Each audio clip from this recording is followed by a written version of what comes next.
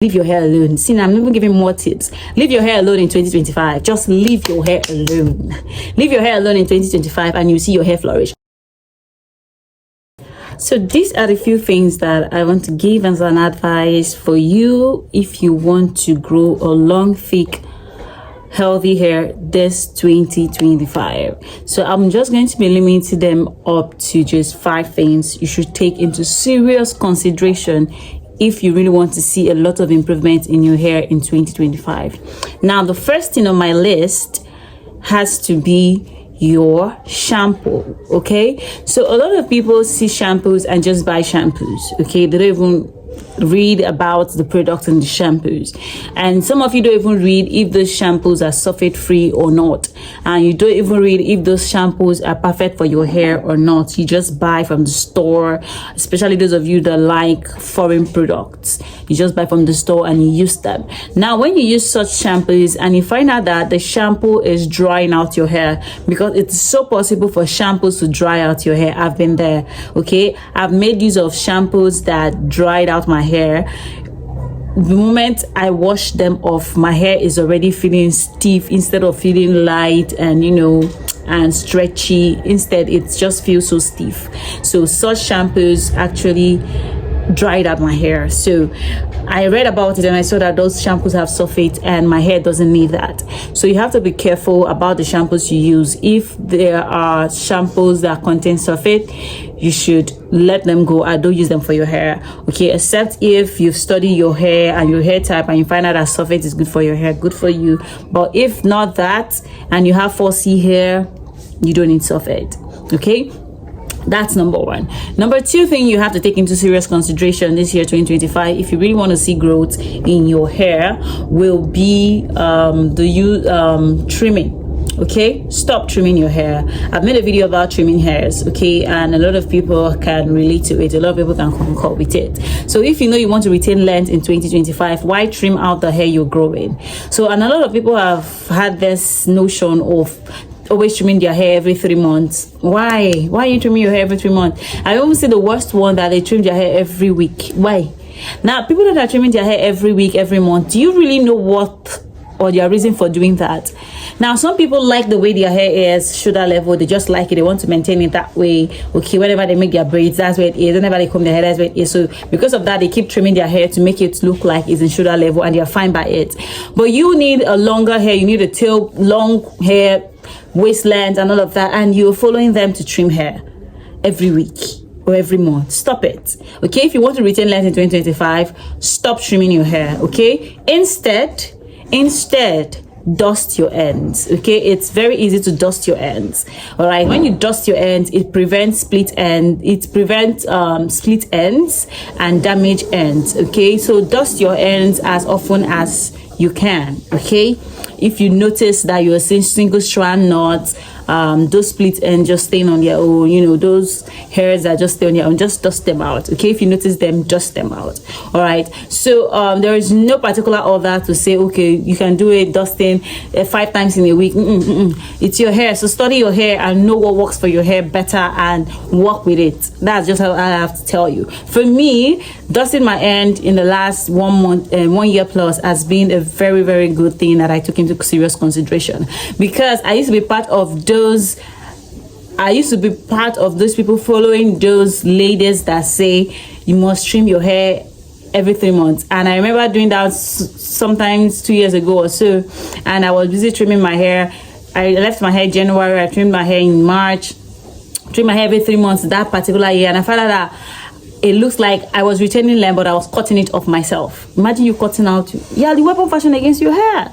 So dust your end instead. So whatever I do is, whenever I take down my mini braids and I make new set of mini braids, whenever I'm done making them, I see those strands that just decide to, we used to have some stubborn strands that would just stay on their own there. All I just need to do is cut them off. Or if I see knots, I don't leave them in. I cut off those knots. Now, that is number 2. Number 3 will be not skipping deep conditioning every wash day. So I try as much as possible not to skip deep conditioning every wash day, because a lot of people don't really know the benefit of having to deep condition your hair. Okay, if you don't know the benefit, because you might have been reading about it and you're really not understanding what it meant, so I will just share one of my story or my experience, probably it can help you understand what it means for you to deep condition your hair. Now, before now, my hair is used to be in the category of stubborn hair that is not growing, stubborn hair that is breaking, stubborn hair that is hard to work with, stubborn hair that gives me headache. But the moment I learned about deep conditioning, and at first I was like, okay, is this really working? But the constant use of deep conditioning on my hair every wash day, I don't skip it, I constantly use deep conditioning every wash day on my hair, I started seeing a difference in my hair. Okay, my hair doesn't break, okay, and my hair is not difficult to handle or stubborn. Before now, I can't let out my hair for a whole day. No, I can't do that. I can just let out my hair I can't even carry my hair out, letting it out for a whole day, probably my afro or in a style. But now I can easily do that and come back and my hair still feels soft, not dry and cranky. I don't know if you understand what I'm trying to say. So that is the impact of steadily using deep conditioning, all right? Because deep conditioning contains hydrolyzed proteins that helps to nourish your hair, restore moisture to your hair, and gives your hair the nutrient that your hair needs. Okay, the nutrient that your hair needs. That's what deep conditioning helps. It helps you restore that. Okay, if you might have lost it over the period of styling your hair, being on a protective style, deep conditioning will help you restore that. And yes, you can deep condition your hair. You can deep condition your hair on your mini braids, your mini twists, on your protective hairstyle. It doesn't stop you from doing that. Okay, you can wash your hair, deep condition your hair in your protective hairstyle. It doesn't stop you from doing that. Now, the number 4 thing that I took into serious consideration that has really helped me, and I want to share with you that you should take into serious consideration in 2025 is the use of Ayurvedic herbs. Now, I've talked about the use of Ayurvedic herbs before, but I'm still saying it again. Ayurvedic herbs are boosters. They are, I don't know how to put that. They help, like they assist a lot in hair growth, and you can use them in diverse ways. If you don't like them as a tea spray, you can use them as a hair gloss. If you don't like them as hair gloss, you can use them as hair masks. Okay, there are diverse ways whereby you can use your Ayurvedic herbs. If you don't like them in any of this, you can add them to your deep conditioners. Okay, you can add them to your conditioners. Just inculcate it in your hair care routine, and you will see a lot of difference. Now, the use of Ayurvedic herbs is one of the things that have helped my hair to grow, have more volume, like thick and voluminous. You might have seen my hair. So the use of Ayurvedic herbs helped me achieve that. Okay, so I would advise you add Ayurvedic herbs to your routine in 2025. Okay, and the easiest and the laziest way of using Ayurvedic herbs should be tea spray. You should agree with me that it has to be tea spray. Okay, so sometimes I make tea spray and I let it sit for like 3 days, and I put it in the fridge, and I warm it up and I spray my hair when I need to moisturize my hair. Okay, so you can use it as a daily mix tea spray. Very good, very effective. Okay, choose good herbs. Like, we have herbs that will help you grow your hair. We have fenugreek, we have amla, we have rosemary, we have cloves, we have neem, we have moringa, we have ashwagandha, we have brahma. We have a lot. There are a lot of herbs out there. So whichever of these herbs that you tend to lay your hands upon, use them religiously in 2025, and you will see a whole lot of difference in your hair growth.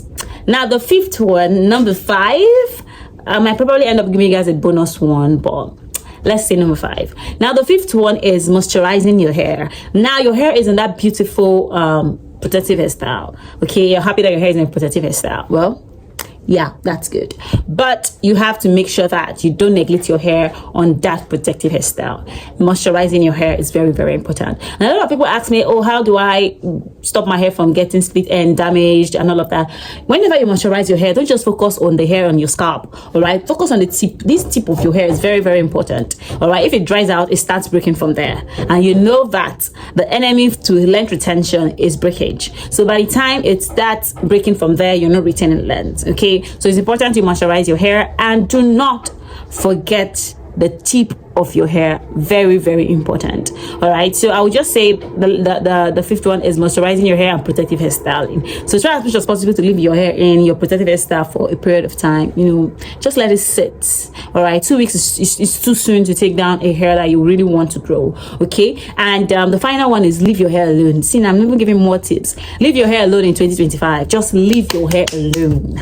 Leave your hair alone in 2025 and you see your hair flourish. You see all those screenshots that you've taken that you want to try on your hair this year. Like you've taken a screenshot of this person trying this product. You've taken dozens of screenshots of products that people have listed out that they tried and it worked for them. So and you're planning to, you know, use those screenshots to achieve a lot in 2025. Please just listen to me and you will see a lot of results. Leave your hair alone. Leave your hair in that protective hairstyle. Leave your hair alone. Stop over manipulating your hair. Stop trying to do a lot. The moment you start doing a lot to your hair, the moment you're not going to see results at all, because you doing a lot means that you have a lot of expectations. So kill that expectations and just let your hair grow naturally. Take care of your hair when you ought to take care of your hair. Then you see a lot of difference. See, people don't really see reasons to this.